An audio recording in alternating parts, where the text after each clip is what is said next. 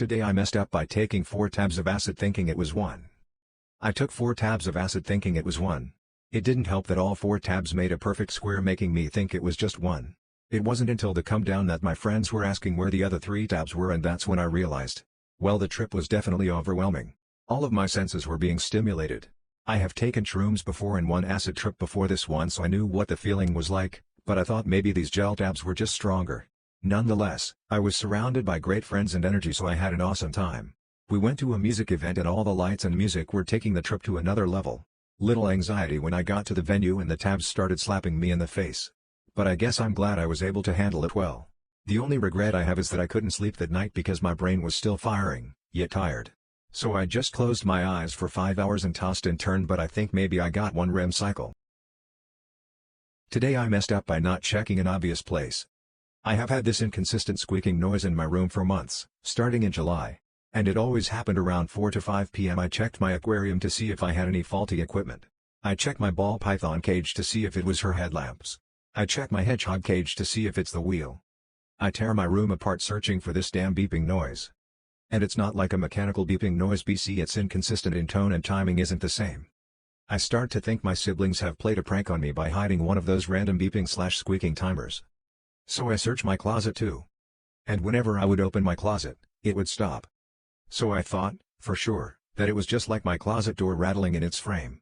And then it would start beeping again, so I'd shut the closet and it would stop again. This goes on for a few weeks and this beeping just does not stop, and it's just quiet enough that I can't really tell where it's coming from. The kicker? It starts around 6 a.m. now too, when I wake up from school. And so I've been literally tearing my room apart from top to bottom, multiple times. And I asked my mom if she hears the beeping noise when she's in my room at one point. She doesn't have great hearing, so I'm not surprised she didn't hear it, and she just gives me this weird look and then took a nap. At this point, I think I'm delusional, that I'm going insane. I have been considering upping my medication and talking to my psych ABT hallucinations. Family has whack mental health. But my appointment is in a month and so I decide to wait it out. So I'm ignoring it, right? But I still hear it every day. And one day, I'm laying on my bed chilling and watching YouTube and I realize the beeping noise is right there, in my lap. I think it's my stomach, so I just sit and listen. I move my hedgehog off my lap and wait. Then I realized, the beeping stopped. I wait 5 minutes and it starts again, so I gently poke my hedgehog, who is in a cuddle sack, and the beeping stops. My hedgehog snores. I got him in July. I'm an idiot. Today I messed up by vomiting during a hookup. As for context, there was an early Halloween party at my 20M college dorm. I initially didn't plan to drink a lot, but that's truly never what happens on a Friday night. I was about 10 shots in when this guy came up to me and we get to talking. Conversation turns into dancing, which then turns into making out. I kick out my roommate and invite the guy over to my room. This is when my downfall begins. We smoke some 420. If you didn't know, when you're really drunk and smoke, the THC hits 2x stronger. 10 minutes into making out, cuddling, my throat begins to retch, and in my mind I'm yelling at myself to keep it in. To no avail, however, as I got up all of a sudden saying be right back and drunkenly stumbled to the bathroom to just let the fountain loose. I spent probably a good 45 minutes to 1 hour audibly yakking, fighting for my life. I truly don't think I've had a more vulnerable moment than that and couldn't let anyone see me in that state. I couldn't stand the thought of walking out of the bathroom and him seeing me. I figured since an hour has passed he'd be gone. He was still there when I walked out. It all hit me in that moment and I just couldn't do it anymore, so I thanked him for staying, but I have to go to sleep, and then he left. I don't think I can come back from this. Today I messed up by unknowingly being in the middle of a swinger orgy while trying to stargaze.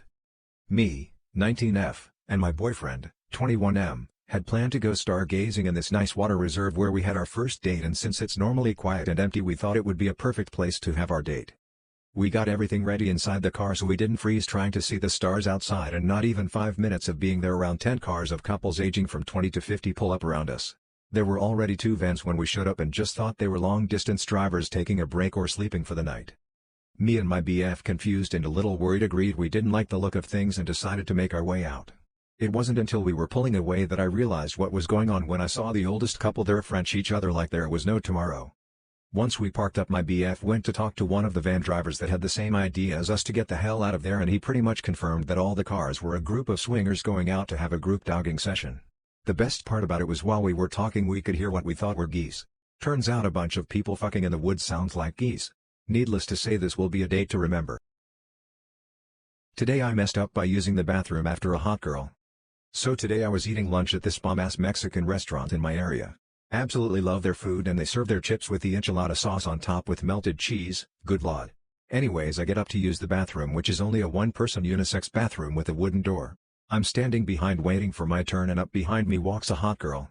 Being a gentleman, I naturally let her cut in front of me. At no point in time was I hitting on her or was I expecting anything in return. Simply trying to be a gentleman. However, I will note that she was pretty attractive. The person walks out and then she goes in. A few moments later she quietly walks out, smiles at me as if she's thanking me, and then I go in.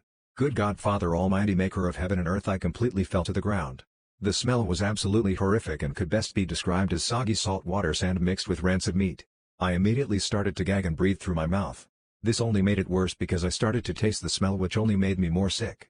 Then I look in the toilet to see the crime scene. She didn't even flush the toilet. It was like accidentally clicking on the worst NSFW picture in a sleazy underground unmoderated forum or clicking open a mysterious AVI file you downloaded from LimeWire back in the 2000s. I kid you not that by this time I was having trouble keeping my eyes open as I flushed the toilet. My mouth began to water as I gagged and dry heaved. I'm over 2 years sober and hadn't felt that feeling since I quit drinking alcohol. I throw my hand over my mouth as my delicious food started to come out and expand my cheeks like two balloons. I empty the contents into the toilet, flush, unlike Ms. Manner's school dropout, and bolt out of the door. The feeling of relief was like walking out of a CS chamber complete with all orifices dripping liquid. I go up to the restaurant staff and pull an Ace Ventura shouting, "Do not go in there." Of course then I think that they're going to think it was me, so I tell them that I swear it wasn't me. Followed by demanding that someone empty a bottle of Febreze or air freshener in the bathroom. Miss Chernobyl butt was gone by this point. I also learned today that something small, innocent-looking, and pretty is capable of making the worst smell ever created in mankind. Typing this, I still have remnants of the lingering smell in my nose, and when I got home I threw all of my clothes in the washer and took a hot shower.